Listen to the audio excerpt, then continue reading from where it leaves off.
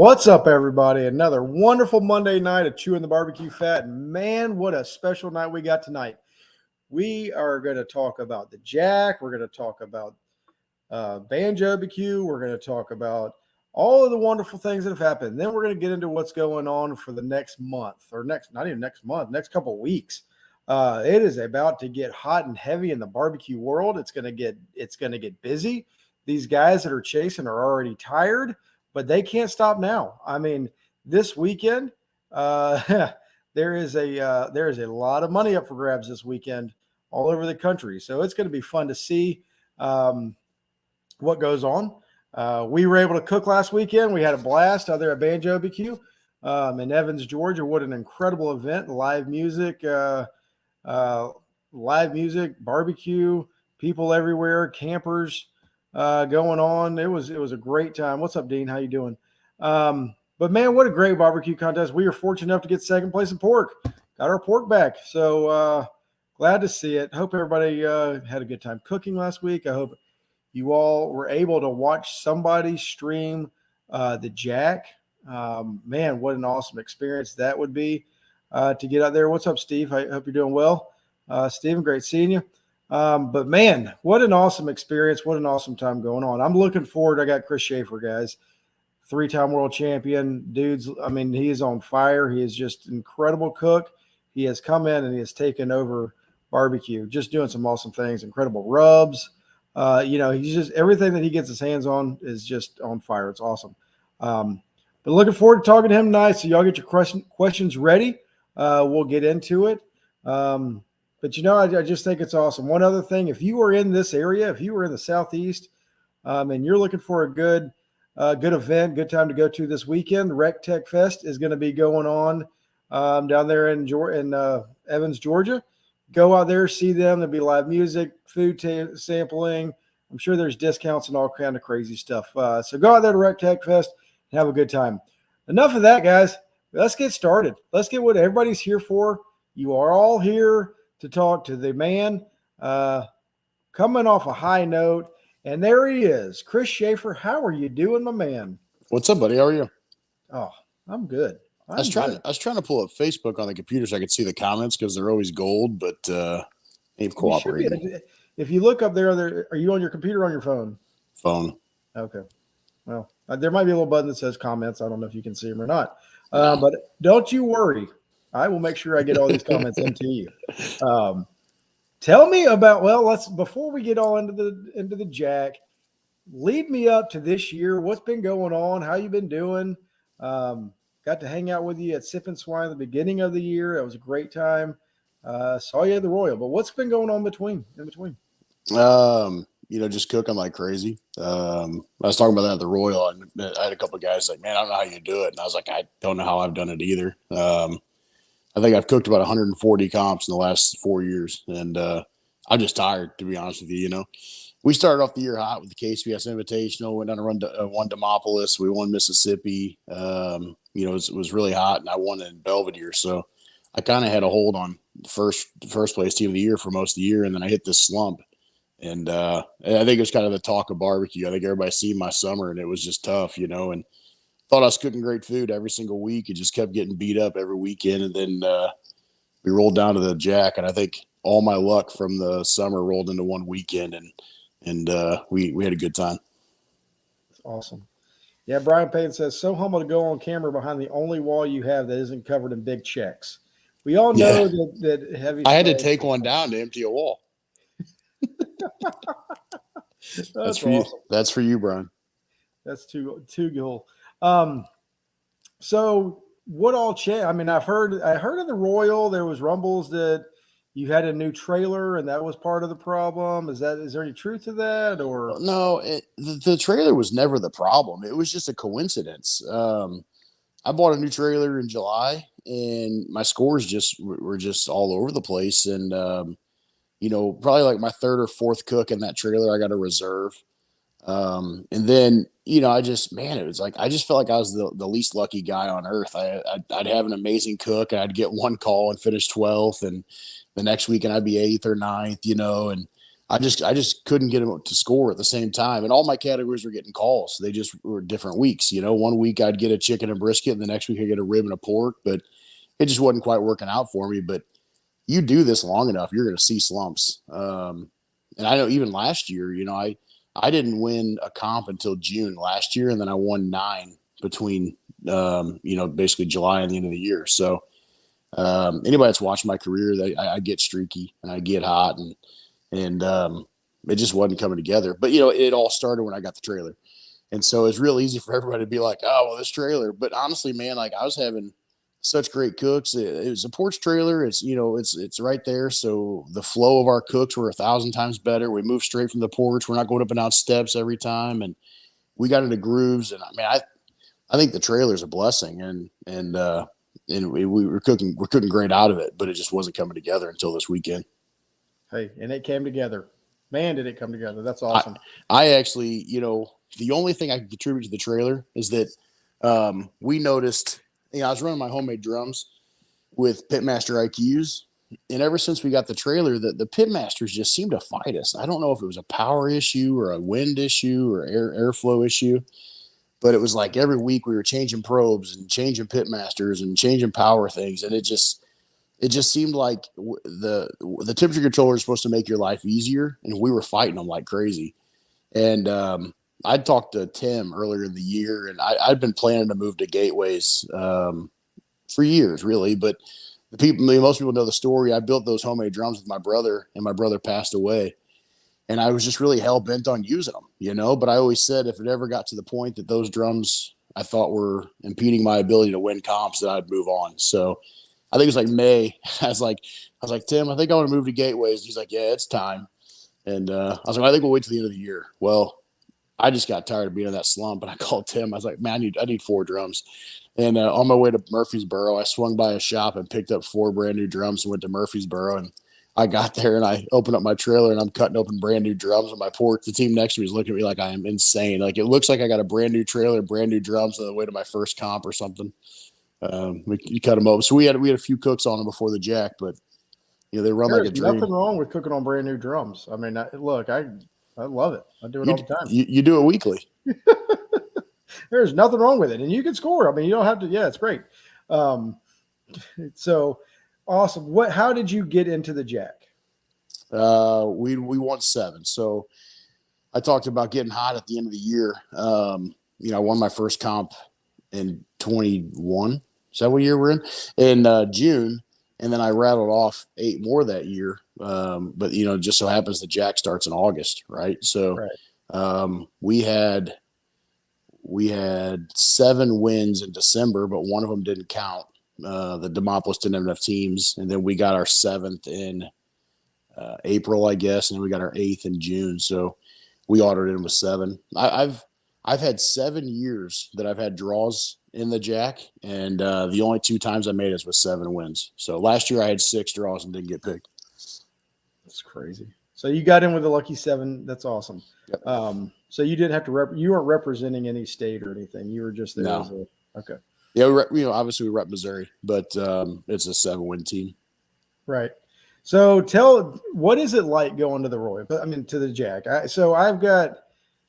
To me, this is just my take on it. I've never been able to go to the jack. I've never made it.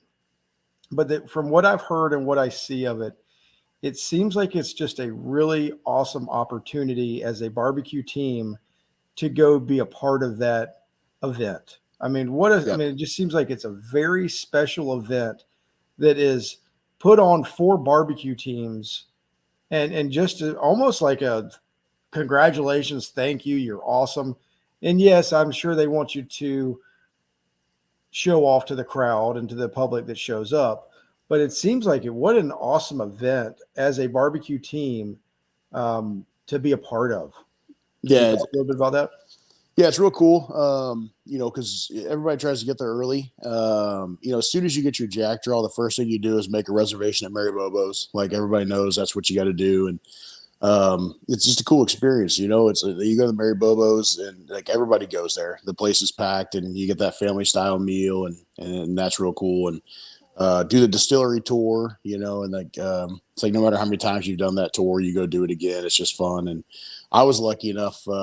Brad got to do his tour for winning last year. He got like a VIP tour, and they had an extra ticket, so I got to go along for that. So that was pretty cool. Wow. And then they go up on the hill. They do the parade, so everybody walks like through, and then they walk up to like where you leave, and they go up on the hill where they've got dinner and drinks and band and stuff. And I've never actually gone up on the hill.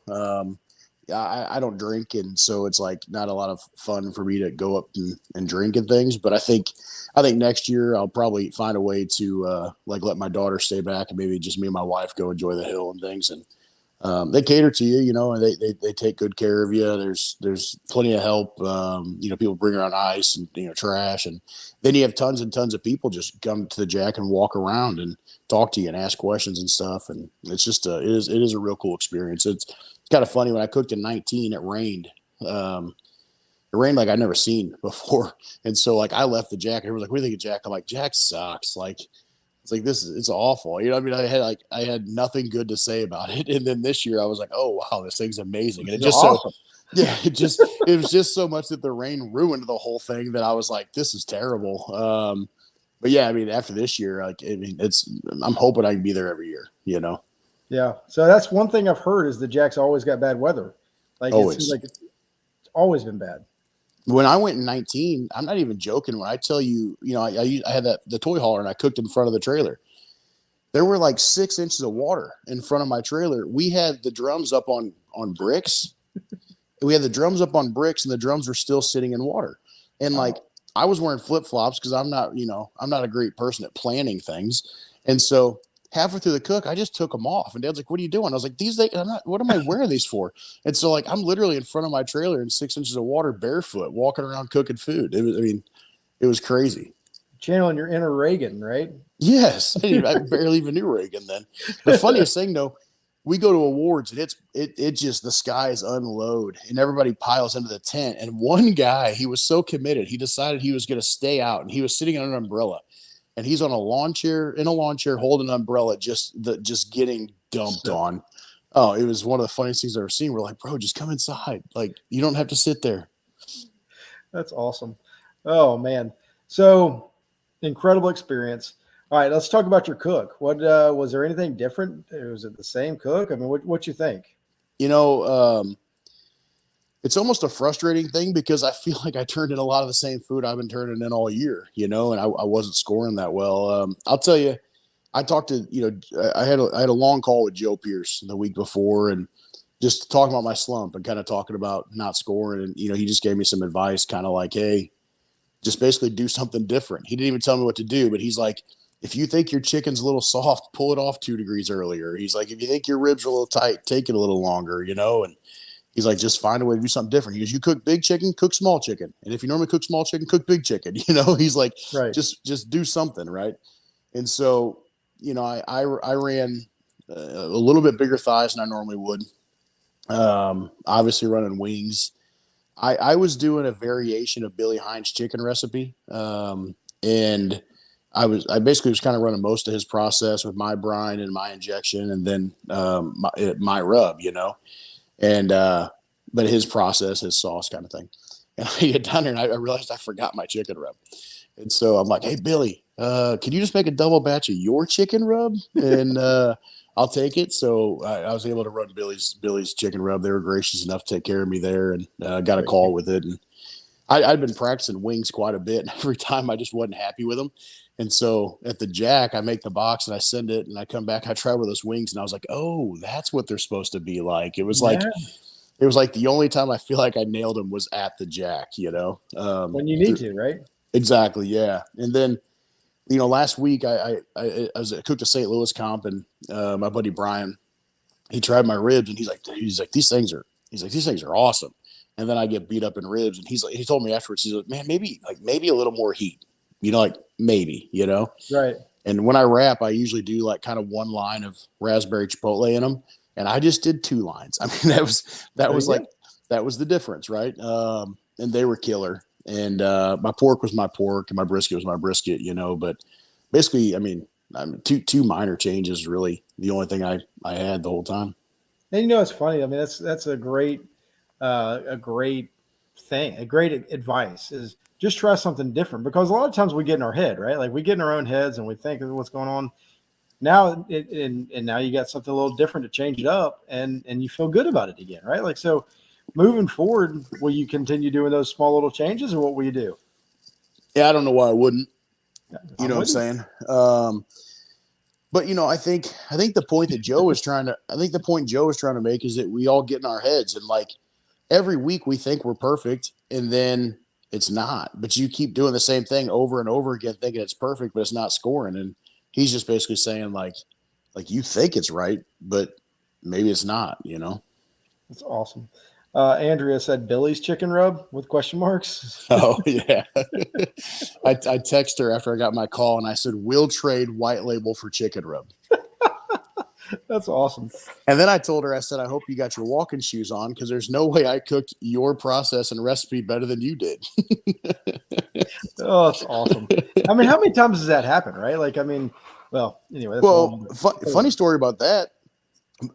I cooked Belvedere earlier this year, and man, my chicken just got hammered. And I was like, man, I thought it was as right as it's ever been, And Billy won chicken. I think he might have won 80.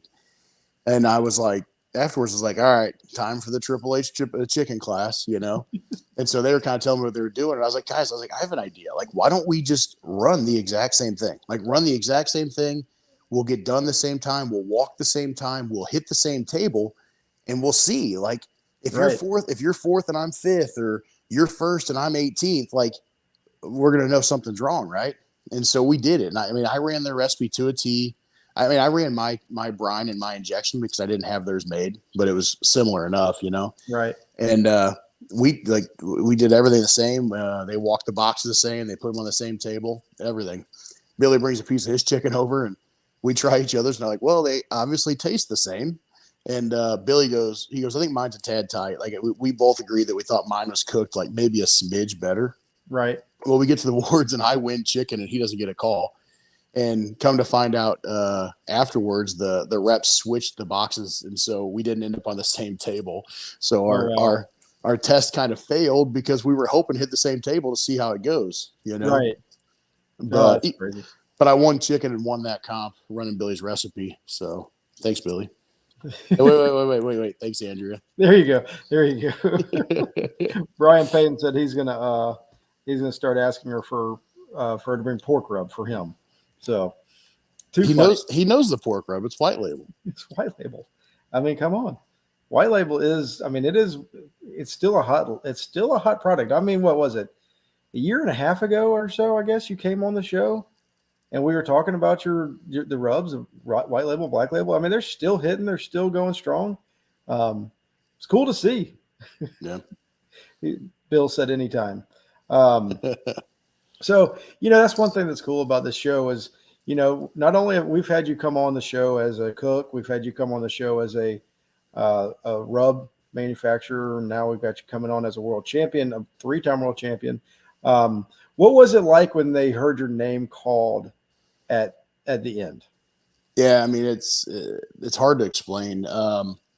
If you watch LC's video, he kind of followed me through the whole thing. And if you turn the sound up real well, you can hear a lot of things said, also a lot of cuss words.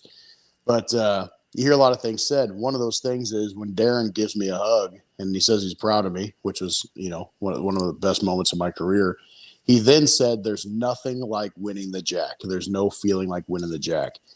And dude, like, there's never been a truer statement in my life. Like, we won 2 world championships before that, and there's nothing. I've never had anything feel like winning the Jack. And it's such a crazy thing. I had 3 calls, and I think everyone thought I had it. But in a major like that, I mean, we watched Joe 2 weeks ago have 3 calls and finish third. So you never know. You never know, And if you don't have 4 calls, you don't know, let's say. So Right. I thought I had it, and I think everybody thought I had it. And there's a weird feeling because it's like you just start feeling people around you. People start gravitating towards you, and it's funny because that only happens at the Jack. You know what I mean? Like, Yeah. I've seen it happen almost every year at the Jack, and I've never really seen it at the comp. But like, people just start moving towards you, and the phones come out, and there's videos everywhere, and I'm just trying to face forward and just not pay attention to anything. But like, I can Jordan was on the other side of the tent.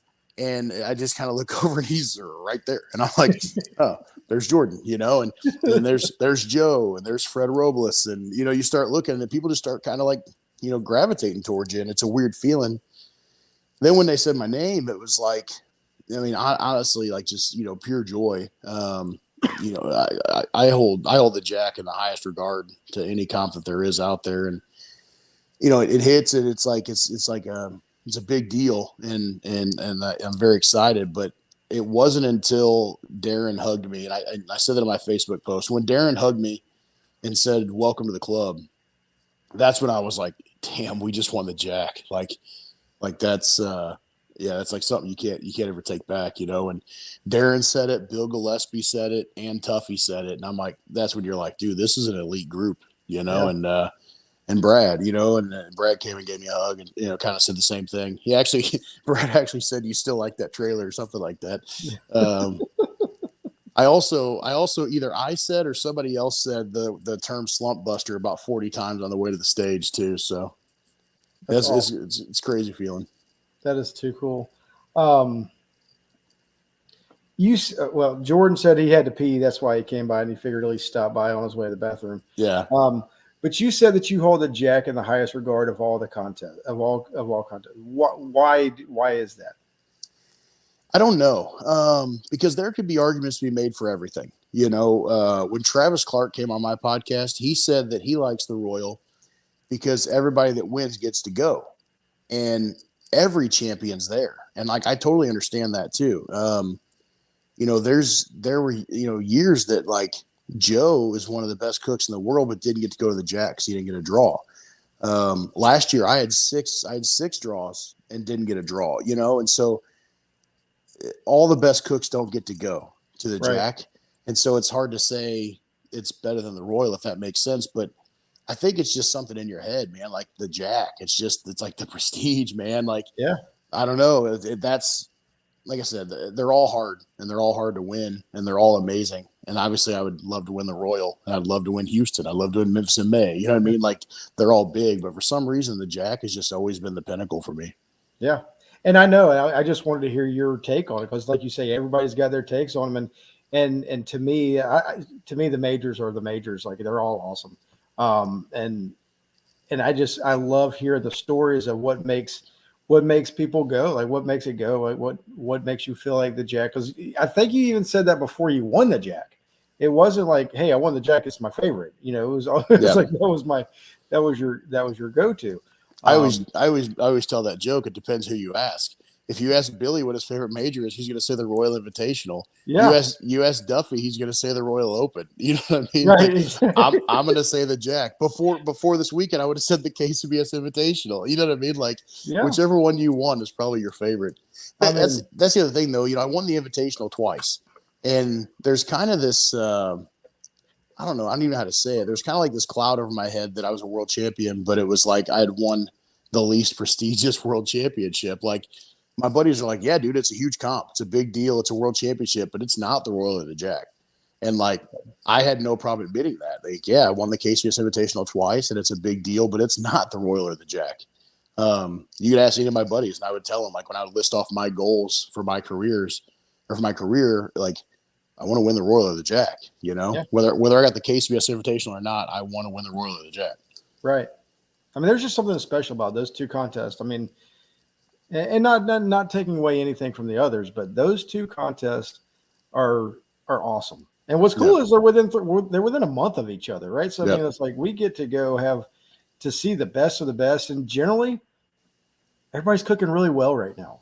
Right? Like everybody's on their game. Everybody knows what they've got to do to win, to get to that next major, to get there.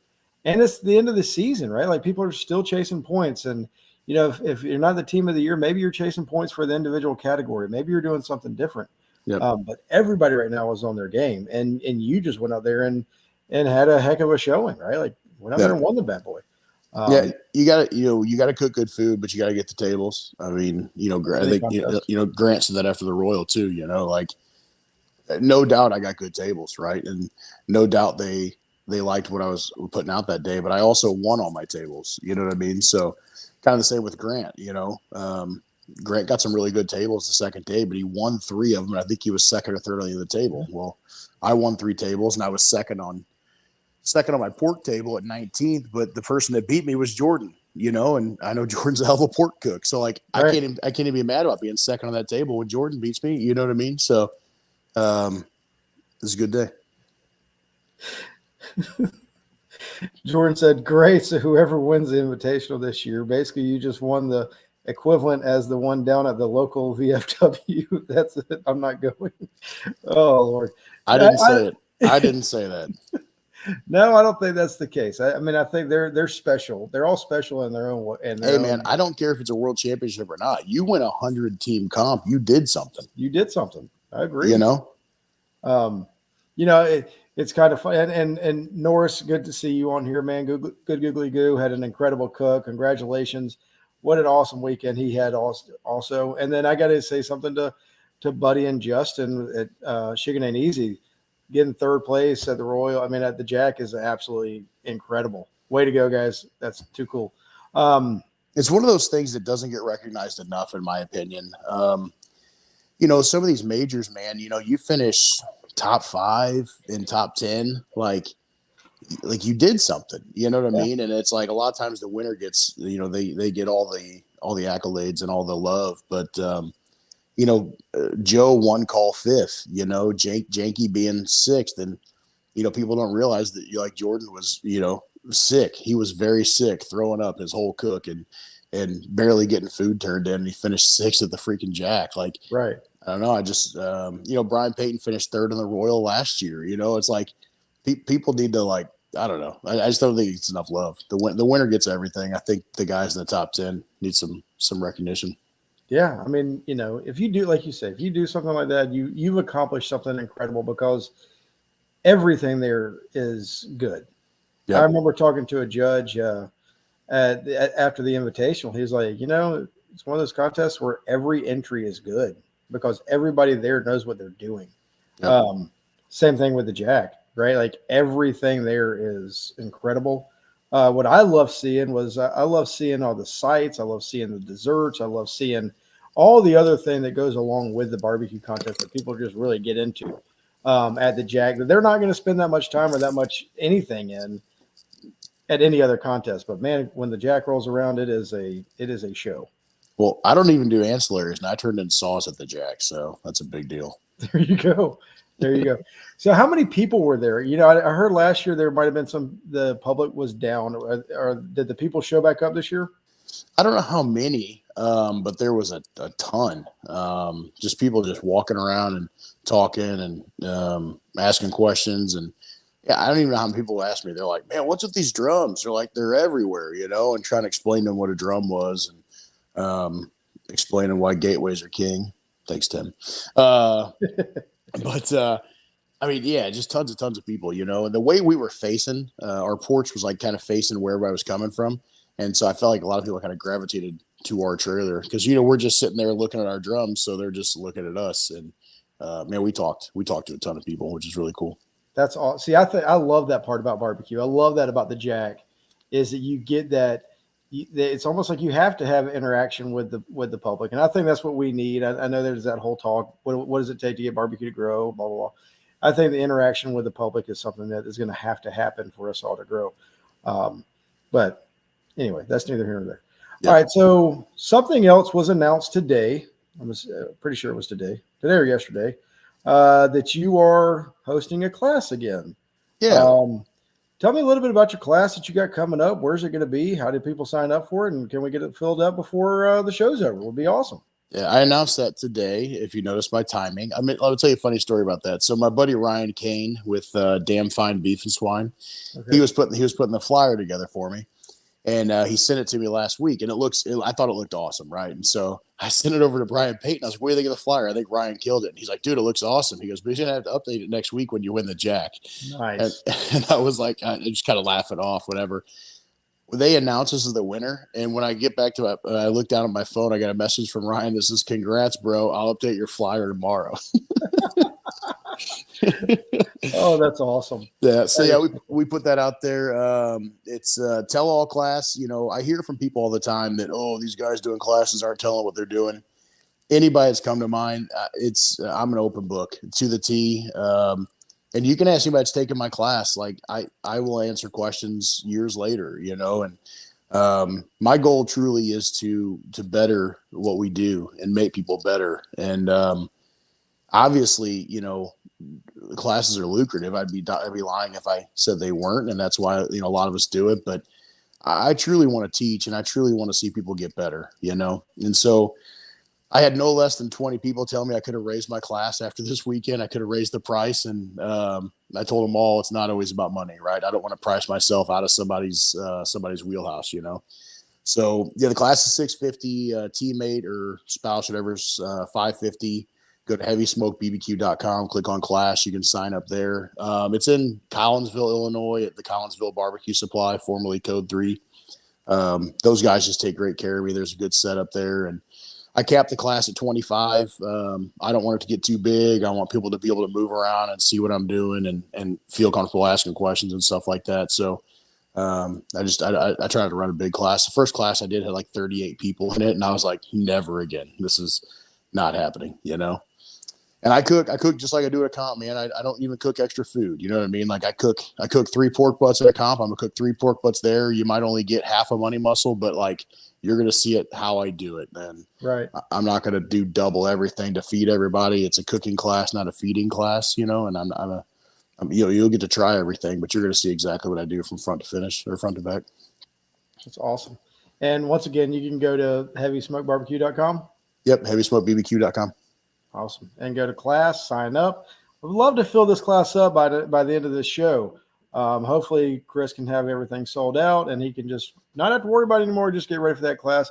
Get ready for the contest going up. I'm sure you're going to, well, we'll talk about that next. But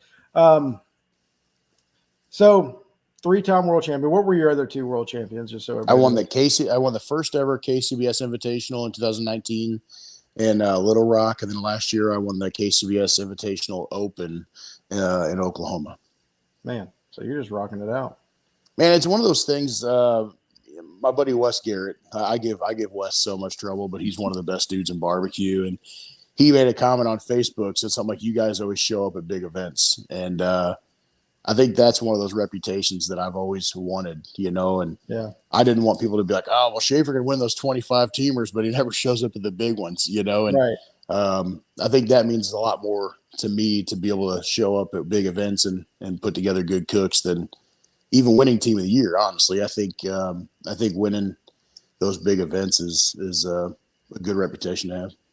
Yeah, and that's the age-old question. You chasing points, chasing majors, what you want to do, what's important to you. And I don't think there's a right or wrong answer to that. It's whatever you feel that is your goal for that year and what you want to accomplish, right? I mean, yeah.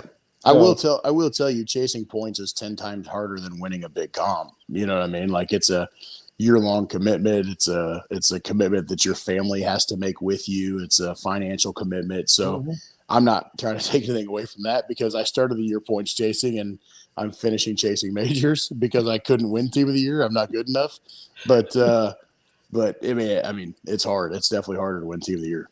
Talking to Urkel last week, I mean, it's one of those deals. He's like, you know, my wife has to give me. I mean, it's like the whole family has to be on board. He's like, you know, if we weren't in the middle of the chase, is that, you know, I need to be at my daughter's softball games. I need to be doing this, but it truly is a year-long process that you got to hit it and hit it hard.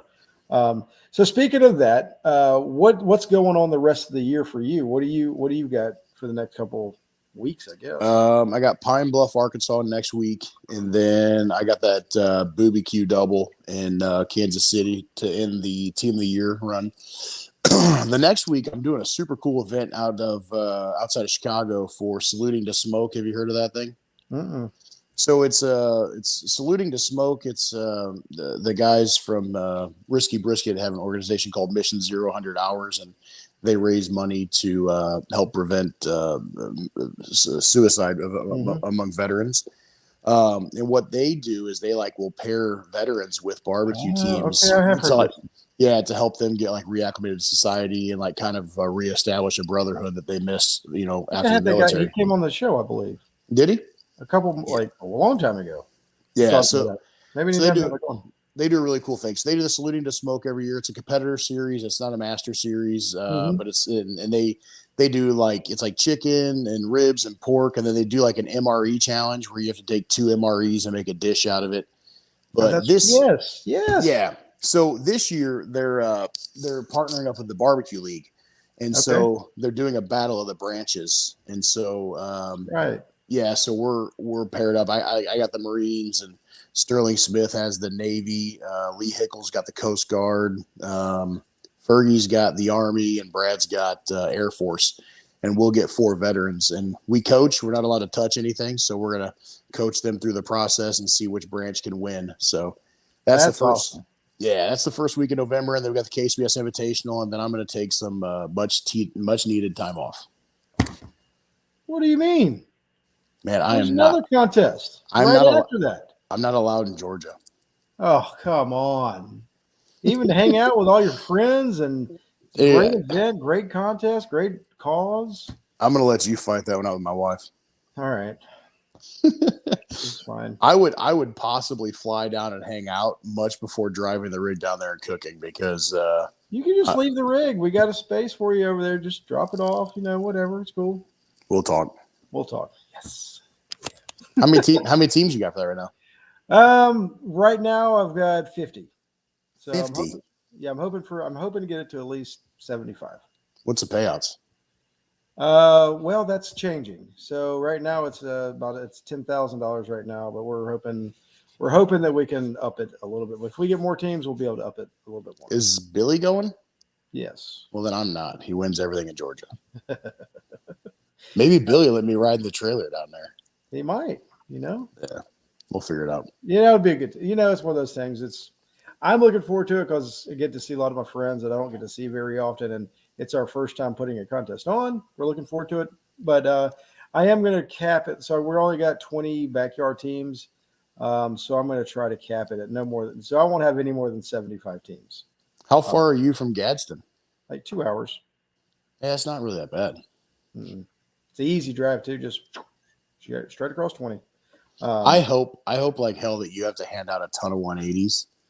So you finally got your 180 then, didn't you? Finally got a one at the Royal. Yeah. At the Royal. That was really cool. I was excited about that. I was hoping the whole time that you like wouldn't have one and have to hand out like 20 of them, and you just be like, son of a bitch. Everybody gets 180s but me. You're like Everybody. you're like Oprah up there. You get a 180. You get a 180. I've given away more 180s and I cannot get one. And then this weekend we cooked. We cooked, and I got second place in pork, and there was a lot of 180s at the beginning. I was like, man, what are the chances of me getting another 180 like back to back contest? But I didn't. It was 178, 179, something like that. I think you need to play up that Oprah thing. Like get to the top 10 and be like, everybody look under your seat. It's a 700. That's right. That's right. Oh, that's crazy. It's gonna be fun. We're gonna have a good time with it. So this weekend, the guy that won Banjo BBQ, the one of the contests we were at, Johnny Trigg always comes down to that contest, Smoking Triggers. He was there, and on Thursday, him and his friend went to dinner, and Johnny was there, and Johnny came up to him and put his hand on his shoulder and said, "Good luck, son. Hope you have a good cook," or whatever. And so the whole weekend, Waylon is going around like, the Godfather barbecue just wished me good luck. He's like, I'm gonna win this thing because the Godfather did, And sure enough, he gets his first grand at this contest, and then he got a picture with Johnny Trigg and everything. It's pretty cool. The stories like that, and kind of like what you were talking about when Darren hugged you at the end, is like, welcome to Foot Club. Things like that, man, they go a long way in this barbecue world, but the barbecue community. What's going on? Waylon said true story. So I hope I didn't mess that up, Waylon, but I heard the story. I love Johnny. that. Johnny's such a cool guy, man. And like people got to keep in mind that like, he's not out there winning every week now, but that dude's forgot more about barbecue than we'll ever know. and he paved the path, and he's a super cool guy. I got to talk to him a lot down at World Foods, and he might have said one of the funniest things I've ever heard. We were talking about Texas, and I was born in Texas, and he's like, "Oh, where were you born?" And I was like, "Oh, I was born in Arlington. My family, we lived in Grand Prairie." And he's like, "Oh, I lived in Grand Prairie for a couple of years until my ex-wife told me I couldn't anymore." I was like, that's great. That's great, John. That's great, Johnny. I was fortunate enough to sit with him a couple of years last year and just talk. I mean, it's just the knowledge that is in barbecue and what's out there. If you just sit back and you look at who all's out in barbecue and what they've done and been able to accomplish, it's really cool. It's really cool to see and be a part of. I've always joked about that in my classes. Is these people come up and they think that I've got the secret recipe, and every single class I've done, some guy who's cooked 30 comps will say something in my class, and I'll be like, storing that in my memory. You know what I mean? Like, you can learn from anybody, and you sit at these comps sometimes, you sit around 20 guys, sit around a fire and just BS, and you shut up and listen for a while, man. You don't realize what you're going to hear.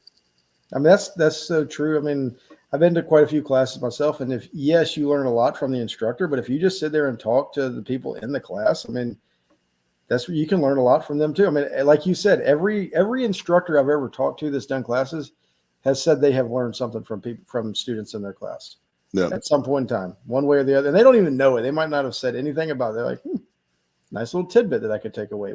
Yep. So the first class I ever took, I took Brad and Tim's class in 2015, I think it was, and sitting next to me, and I cooked all St. Louis Barbecue Society there, and sitting next to me was my buddy Bill Granko, and he's lock, stock, and two smoking barrels, and he just crushed St. Louis barbecue, and he go cook the Royal. He got calls to the Royal every year. He's a good cook, but I swear to God, Brad and Tim be like, "Oh, well, when we wrap, we do X, Y, Z," and Bill lean over and be like, "I do this." And then they'd be like, "Oh, we do this." He'd be like, "Oh, I do this." I left that comp or that class. The first 10 pages were Brad and Tim, and the next 10 pages were Bill Granko. Because everything they said, he'd be like, "Well, I do it this way." And I'm like, "Well, let me jot that down." Yeah. So I left that class with 2 classes worth of notes because every time they said something, he's like, "Well, I do this." I'm like, "I'll take that too." Okay, so thank you. Appreciate it. Just write it down. You might not use it or not, but you got it. You got it. There's so much. And that's what I love about barbecue. And there were some new teams that were cooking this weekend at the contest we were at. And it's like, man, if you just walk around and talk to people, you're going to get a lot of information. Don't be afraid because, I mean, what people like you said earlier, the reason you do classes is because you want to see other people do well. Yep. Right. That is something that I think has changed a lot over time in barbecue. And it's they generally want to see others do well. Yes, you want to win every contest, right? Like I get that. But you also are excited when Bill does well or when Brian Payton does well. Like you're truly excited for your friends when they do well. And I think that's really special in the barbecue world and what it's like. Well, and like for people that haven't taught classes, winning a comp is amazing. Like I don't care how many you win, it's awesome every time. But when a guy calls you and he's like, "I've been cooking for 8 years and haven't won a comp, and 3 months after taking your class, I got my first GC," it's like, holy crap. Like, man, that means a lot. Winning a comp's cool, but that's super cool too. I'm not going to name his name, but I had a guy take my class not long ago, and he was doing a lot of kind of backyard stuff and moved into pro. And man, he sent me this message. It's this long message. And like, I was tearing up reading it because he was just like, "Man, never got a rib call. Couldn't get a rib call to save my life. And I ran your ribs to a T, and I won ribs for the first time at a pro comp." And man, he was just so thankful. Right. And that meant so much to me to see that guy improve. And he gave me a lot of the credit, which, he cooked it and he did it right. And so he deserves it, but it meant a lot. Yeah. I mean, and like you say, I mean, and what's so cool is I know you well enough to know that if you take your class, somebody can call it, they can come back to you a year from now and be like, "Hey man, what am I doing wrong? Where can I go? Help me out?" And I'm sure you're going to spend time with them and give them a little bit of information. I hate to advertise this because it might be a double-edged sword, but you didn't hear it here. Well, you can ask, like Brian Payton's in all my classes. He always cooks dinner for my classes, and you can ask him at the end of every one of my classes. I tell everybody, get your notebook out, get your pen out, get your phone out. Here's my cell phone number. Right. You need anything, you text me, you call me. If you're struggling, let me know. I might not tell you what I'm doing today. Yeah, I might not tell you what I've changed, but if you tell me everything you're doing, there's a good chance I can tell you what you're doing wrong. Right. You know? And that's invaluable, right? Like, I mean, that's pretty awesome. So you said earlier you're done with the points chase. Yeah, I was mathematically out of it. I guess a month or so ago, and there's got to be a good comment, I guess. Brian Payne said he makes me leave the room when he gives the cell phone number out. I give it to Brian. I just give him Billy's number.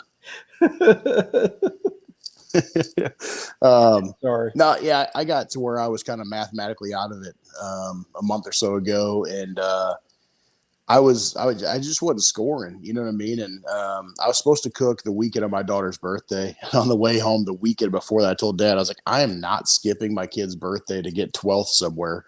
Like if I was on a heater and if I was winning every other comp, I'd go do it. And like, I felt like that was when I decided that I was done chasing. You know, a buddy of mine said, he texted me like, you didn't cook this weekend? I was like, no, I'm done. He's like, what do you mean you're done? I was like, I'm a cook still, and I'm going to focus on majors, but like, I know I can't win team of the year. So, you know, I'm going to let Joe and Urkel and Billy fight this thing out because, you know, they're on fire and I like to see any of them win it. So what do you predict is going to happen? Joe needs 229 GCs without Urkel improving. I think Billy probably needs a couple 33s, 33, 32, somewhere in that range, which is very doable. I mean, Joe's got 4 more comps. Billy's got 3. Both those guys can rattle off. Yeah, I guess the only problem is if Billy goes to BBQ, he's cooking against Joe, and so it makes it tough. I know Joe's got a double this week. Billy's got a single. So I mean, anything can happen. But the way Urkel's going to New Jersey with that double up there in New Jersey, I believe. Well, the way Urkel's cooking, dude, like to think that he's not going to improve right. is pretty, you know, short-sighted, I think, you know. So I think, you know, you got to worry about that. But I think, you know, mentally Billy is at a spot where he is so happy with where he's at that win, lose, or draw, Billy's stoked with his season, and he absolutely should be, right? Yeah. I don't know if Billy, I don't want to say he doesn't care, but like Billy's not going to drive 12 hours between a moving double to try to win this thing. He's just not, you know what I mean? I think Joe and Urkel have that in them still to try to do that type thing. So I think, you know, I think Billy could very easily do it, but I think Joe and Urkel are going to bring this thing down to the wire. Right. Triple H, Slaps, and Uncle Pigs. See what we're talking about. I do want to say though, you're going to hate me bringing this up, but in July, you had Billy and Paul on here. Do you know what I'm about to say? You had Billy and Paul Keltner on here, and you guys were talking about team of the year, and you guys were going back and forth, and I commented TV Joe. And you guys were like, you said Shafer said TV Joe, and they're like, I don't know, man. He doesn't seem to be cooking that much, doesn't seem to be chasing it. And that dude rattled off so many wins and got in the lead within weeks of me saying that. I know. And I was like, these guys are sitting there like counting Joe out. And next thing you know, the dude is on fire. Not that we were counting him out. He just made it out like he wasn't going to chase. And then he won 3 comps and 3 weekends and was like, you know, back in the mix. But and that's what's funny. Like, it's so like, and that's what makes chasing points so hard. Like you were killing it at the beginning of the year, right? And you were going hard, and Joe and Brad were like, I'm not chasing. I don't care anything about it. And then all of a sudden, Joe gets hot, and then boom, here he goes. Now he's at it, and that's why I love watching. I love watching the team of the year points, and I love talking about it. And I love getting like I want people to pay attention to the team of the year points. Yep. I think if anything is that we don't do well in the barbecue world is we don't give enough credit. We don't give enough views, eyes, or whatever on what y'all are doing week in and week out, chasing this stuff. It is incredible, and it is well worth watching because there's so much drama that goes down to the wire. You know, it's just like you said, Joe needs a 229s. Bill needs some 32s and 33s because of the 5 points behind, right? Like all that stuff matters. They can tell you exactly what they need, what they don't need, and it is just so fun to watch. Well, I think, you know, I envy Joe so much because the way he chases every year. he doesn't run all over the country in November, December, January, February. He takes his time off. He enjoys his winters. When the comps start coming to the Midwest, he just cooks what's close to him, and he cooks. Yeah. You know, he's only going to stay within a couple hours from the house. He's not going to travel. If there's something 5 hours away and nothing in his backyard, he doesn't cook. You know, Right. and he just kind of does his thing and cooks in his area. And then if he finds himself in a points chase in July or August, then he runs. And you don't normally see him do dumb things till September and October. You know, and I envy that. Oh yeah, he's been amazing over the like. You've been really good the past 2 or 3 years. Joe's been in it the past 2 or 3 years. Brad is in it the past 2 or 3 years. I mean, it's just so cool to see all these different people going after it. Well, and I told you before, I think before we were on the air, that like I had a slump all summer and it was tough, but like I wouldn't trade that for a Jack win. You know what I mean? Right. Like give me a bad summer and a Jack win every year. Like It's I'll be done. happy. Yeah. Yeah. I mean, golly, yeah. I mean, that was awesome. So I'm chasing hard for finishing third place in the next 3 comps. There you go, Jordan. Dude, that guy's got third on lockdown. Here's the thing about Jordan, man, is like, you know, I always try to like compare myself or others to certain people, right? And so I felt like my 2019 was in 2019, 2020 was kind of like Brad was in 2014, 2015, right? He was in the mix. He was finishing fourth, fifth team of the year. He was winning a lot of comps, but he wasn't in it. And then, you know, my 21 and maybe my 20 was a little more like Brad in 2016, 2017 kind of thing. Well, like Jordan now is kind of like where Brad was in 2004, 2015. And I don't know if he wants to chase it. I know he's as tired as we are, but Yep. if Jordan hits it how I've hit it for the last 3 years, then, you know, you could be talking about, you know, Jordan in the mix in October in 3 years, you know? Yep. That was one of the, I think, I want to say it was you and Brad. I don't know if it was at Sip and Swine we were talking or on one of these shows. But talking about the mindset of chasing points, going from the mindset of chasing points instead of chasing categories, you got to start somewhere. You got to start chasing categories so you understand what it's like to chase points, because chasing points is completely different than anything else. But there's so much truth to that, and seeing it, like you go after categories, right? And you have something that you're trying to do, and then all of a sudden, hey, I can do this. I can get into this game. Now let's go hit it hard for the next couple of years, because it takes 2 years basically, right? Like it's what he was saying. First year is figuring it out, and then the second year is hitting it hard and going to get it. And even then, it takes time. I mean, I chased in 2020 to an extent because it was a COVID year, you know. Yeah. I felt like I learned a lot about what it takes to chase. And then 2021, I ran real hard, but I still didn't completely know what it was, you know. And Right. even this year, it's like trying to make decisions and like, hey, do I go cook a 50 teamer in you know, Topeka, Kansas, or do I go cook a 25 teamer in Mississippi because Brad's there and Right. Brad's currently in the lead? Well, I go down there and cook that one in Mississippi and I end up winning it. But at the end of it, Brad wasn't chasing anyways. And Right. Joe won the one in Topeka. So should I probably have been at Topeka? Absolutely. And Right. would I have beat Joe? No, he put up a monster number. But like that's where the mindset of chasing is different than anything else is where do I go? And do I drive 5 hours instead of 2 hours for this, you know? It's so cool. So man meet Aaron Stover, he's chasing is crazy. It is, right? I remember, I don't know if it was last year or the year before, he was super hot at the beginning of the season. And he was chasing he was having to cook more than he ever was planning on cooking. And that's just to chase. Well, people don't realize is that like the guy that's in the lead isn't the guy in the lead. So when it comes to chasing, it's all about your GCs. And me and Aaron, you know, Aaron's a really good friend of mine. We talked about it a lot that year. He was in the lead most of the year, but he was sitting on one GC. Right. And so I was sitting in third or fourth, but I had like 3 or 4 GCs. And technically I'm in the lead because I've got the GCs, right? And so even earlier, I was in the lead and I kept talking to Brad, and Brad's like, Smoke Me Silly's in the lead for team of the year. Yes, they are on paper, but I'm in the lead for points, if that makes sense. Right. But at the time, I had 3 GCs and they had 4. And even if I got 4, they had better bonus points than me. Right. And so that's where the mindset of the chaser comes in, that just because you're sitting number 1 does not mean you're number 1. And that was Aaron's problem. We just kept saying, like, that year, we're like, it's a math problem, man. You've got 1 GC. If you don't rattle off 6, 7, 8 more in the next couple months, like, you're going to get passed because that 1 GC doesn't hold up. And he knew that the whole time, you know? He says he's in a stupid chase trying to chase a rib win. We couldn't buy a win in ribs. Aaron told me I was on the way home from the Jack talking to him, and Aaron's like, I just got to win ribs, the next 3 comps. And I was like, there's only 3 comps left, Aaron. He's like, yeah, I know. That's all I need, though. But I was That's all I need. Yeah, easy. You got it, buddy. Pull it off, man.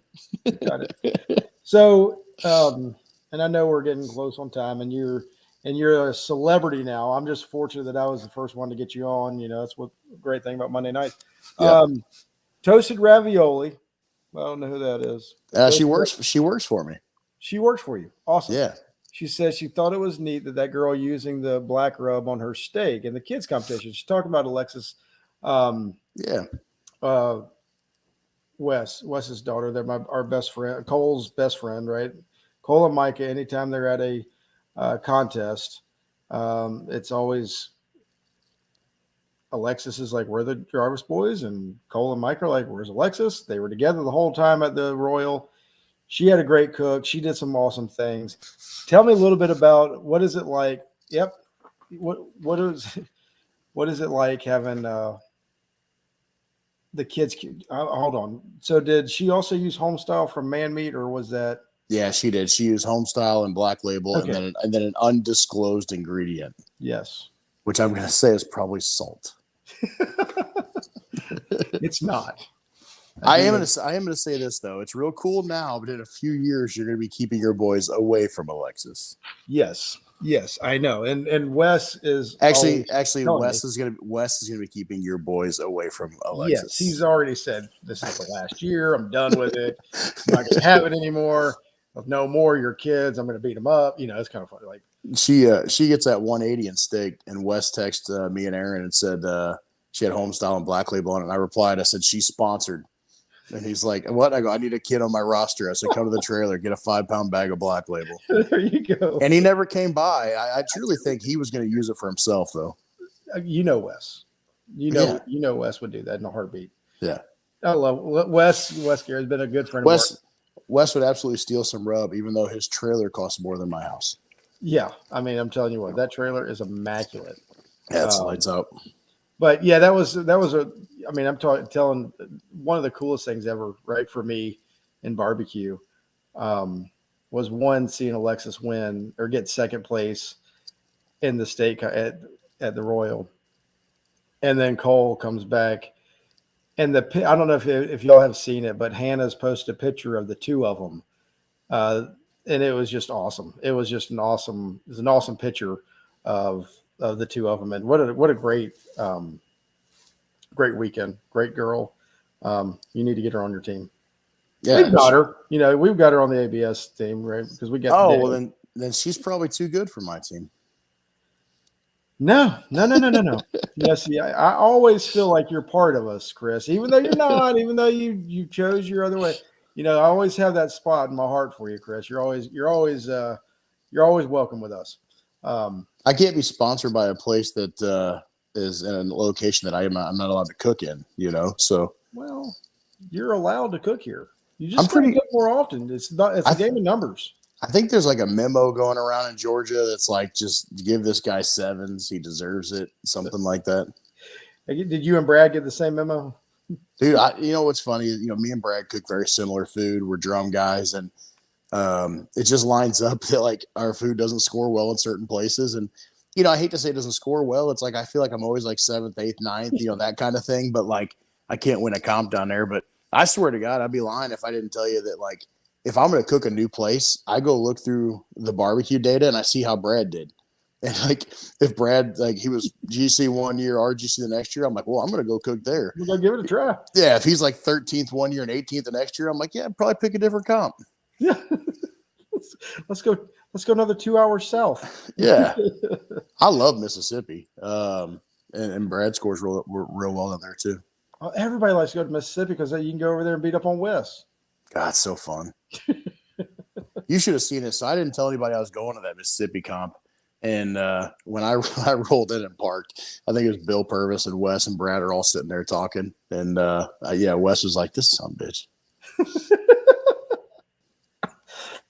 Oh yeah, I could hear him too. I mean, he's a great guy. Too fun. Anyway, Chris, thank you so much for another night of Chewin the BBQ Fat with me. It's been awesome. How can people get in touch with you on social media? Yeah, Facebook, HeavySmokeBBQ.com. The website's, Heavy Smoke BBQ. Website's HeavySmokeBBQ.com. Always shoot me an email, Chris at HeavySmokeBBQ.com. You have any questions? The class is out there. You go to the website, click on class. You can sign up. Just so you know that you might get some pride in this, I get a notification when somebody signs up. I had 2 sign up during your show tonight, so I would give you the credit. No money. You can have the credit, but no money. No, I don't want – and hey, look, I don't need any money. I just want to know that our guys are coming in there and trying to sign up for this class because it's going to be awesome. It's going to be a great class. We need more. I need at least 2 more by the end of the night. I'm just waiting on you to sign up so I can give you trouble the whole time. Man, you know, it's going to be tough for me because it's right after our contest that we're putting on, and Ellen's like, we've got to stop doing anything after this. But I would love to sign up for it. I always take pride in my dinners. The last couple of years I've done, last year I did a Marble Ridge prime rib. And then this year I was talking to Brian because he usually cooks dinner. He was talking about doing SRF chili dogs, which actually sounds pretty legit. So that really does. I got to figure that out. That's too cool. Brian said, "Man Meat Barbecue, Wes Garrett bought all the spots." So, yeah.